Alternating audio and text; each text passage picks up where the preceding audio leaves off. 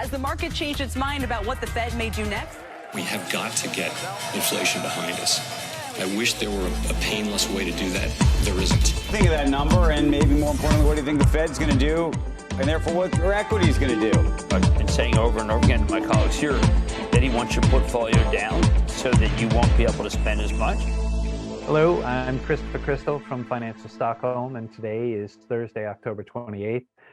We don't have a lot in the Swedish news aside from the earnings reports, and I think those are very good for you to look at. In particular, we have a lot talking about our banks, of course, with the interest rate hikes, how they've performed, and what the cycle will be going forward. The Stefan Ingves did give a commentary to the Swedish press yesterday, or the Swedish state-controlled television company, discussing interest rates and in particular inflation and what the response would be for that.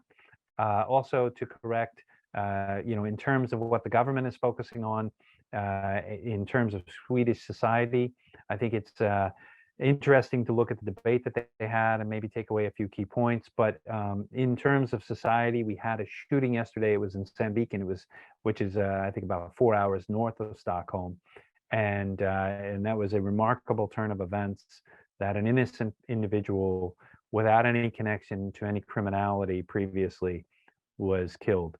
And so in the debate yesterday, where Magdalena, our former prime minister, Magdalena Andersson, spoke and questioned the Sverigedemokraterna or the Moderaterna, she did not bring up the issue of the increased police surveillance that will be required, or the increased activity of the police force, Swedish police, and how this would affect the Swedish rights. So we're starting to see that there will be some go along within the government parties with each other. But at this point, it's not clear how much of this will be put going forward. So we have to continue to watch there. I'll give you more updates as they come out of the government. And then you also have what we see in the press about real estate and the real estate market, the larger real estate and leveraged real estate companies getting rid of assets, or potential to have to get rid of assets, dispose of them to the market. So it helps their leverage in one way, but it's not going to be able to be treated as stock for them in terms of a liquid asset. They will have to dispose of the real physical asset. So while Dubai remains a main place for a lot of international investors, Sweden has not yet caught the eye. So likelihood is that these Swedish assets will stay Swedish controlled.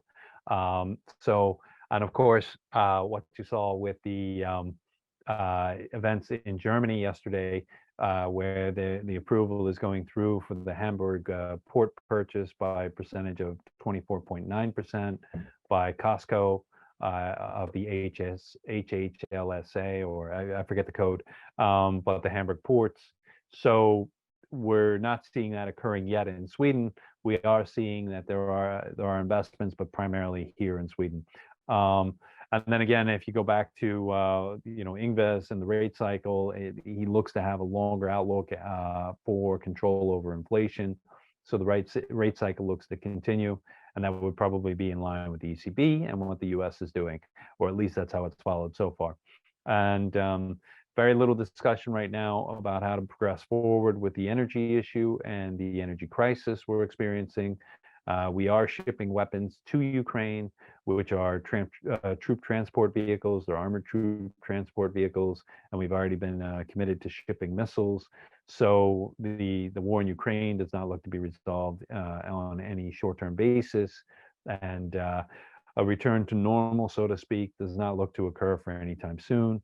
Although the Wall Street Journal points out that Europe is full of gas right now, that's largely in part to our nature and our milder than expected occurring winter. So thinking about the ESG, that's great, but also the ESG of the war is not really being considered. So let's hope we can get through this very quickly and restore a normalcy of life for those people that are affected by the war, and that would include everybody infected.